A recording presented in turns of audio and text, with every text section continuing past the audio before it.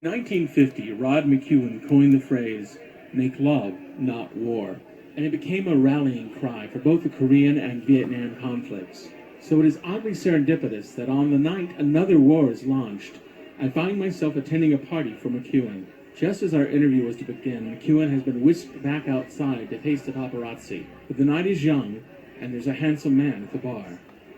Harry Hamlin. Well, I tell you, when I was in college and before, Rod McKuen was my hero, and still is, but he set the tone for much of my formative years. Yeah, absolutely. My name is Don DeLuise, and I'm here with my son Michael. Obviously, a lot of people have a giant amount of respect for Rod McKuen. He is the best. And we need more people like him now that the world is in such turmoil. The fact that we have a man who believes that tenderness is the way to live instead of what's going on today. I mean, it really is so scary. As we drove down here, we were very aware that the war was imminent. I'm with Buddy Hackett. With everything that's going on right now, is this the perfect time for the return of Rod McKuen to the concert stage? This I can't tell you. I know what we think is going on in the world goes on all the time. It's just closer to home this time. But if we take the time to think of the people starving and the fact that China now has more than 1 million cases of AIDS when last year they only had 100,000.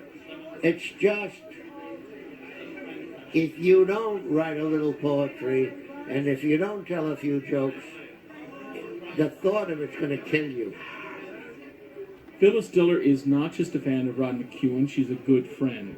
We've known each other for 50 years.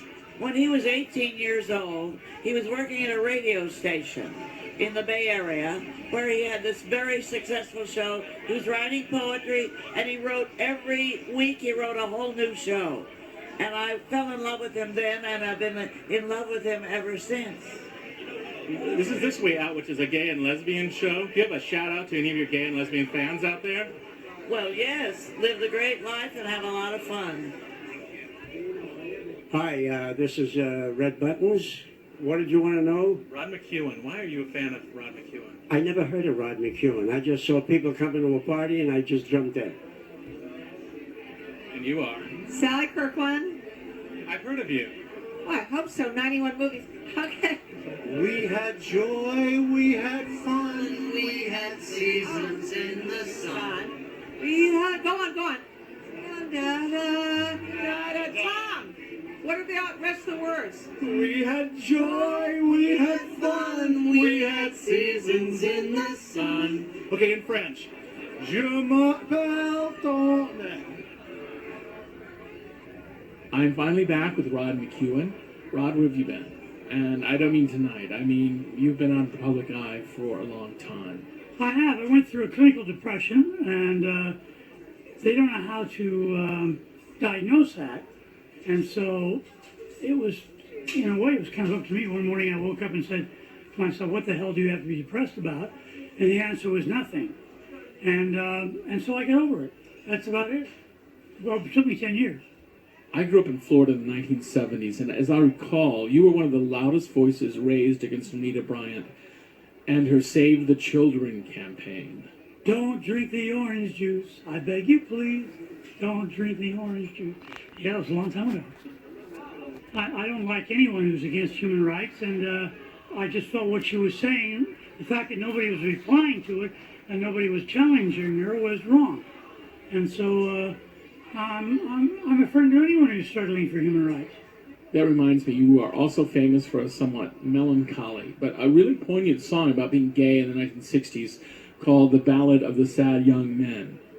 I wish I'd written that. I didn't. I was the first person to record it, but that was written by Fran Lansman and Tommy Wolfe. They wrote it years before, but it wound up in a Broadway show that's called The Nervous Set, and they sent it to me, and I recorded it. I recorded it a couple times now. I love that song. What do you think of the strides we've made in terms of gay rights? Well, I think gay rights have made some progress, not enough, but I think it's like anything else. It's slow. I don't think blacks have made the kind of progress they should. I don't think women have made the kind of progress. I led the first Women's Liberation Day parade in Sydney, Australia. And those are, civil rights are really important to me.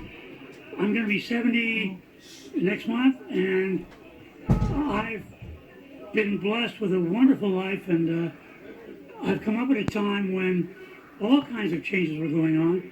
I know that the kids of today are impatient. They have a right to be, but it'll all work out in the end. I think it will, because we're all human beings.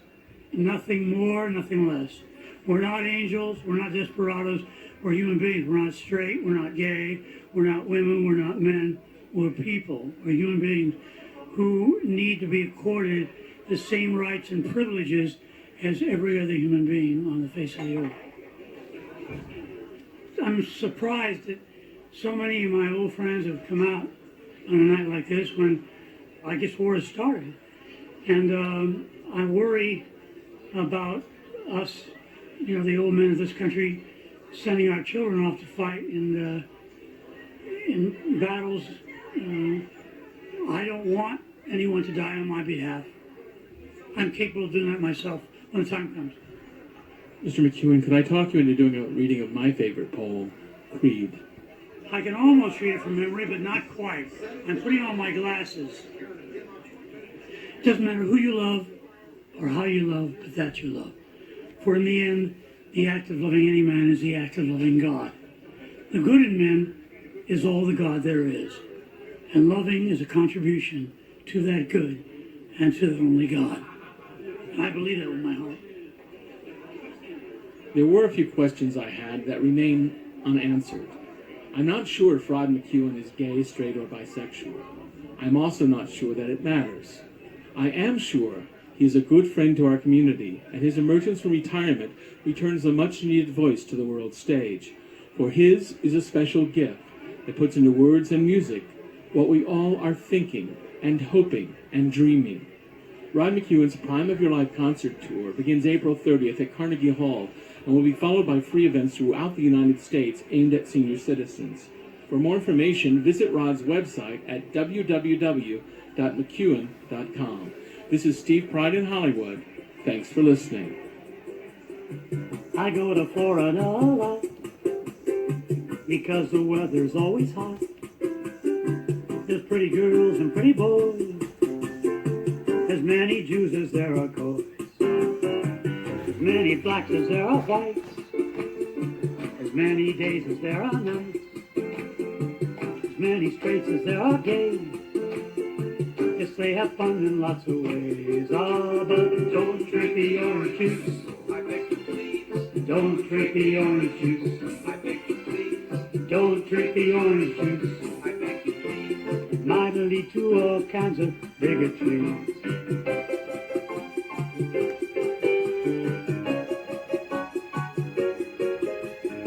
Miami Beach is pretty sand, as nice as lovely Samarkand. The Cuban music is the top, and all the discotheques and hops.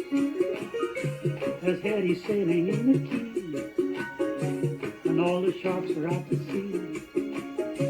Yes, Florida's a place to be, but won't you take a tip from me? Oh, don't drink the orange juice. Don't drink the orange juice. Don't drink the orange juice. Might lead to lots of kinds of bacon.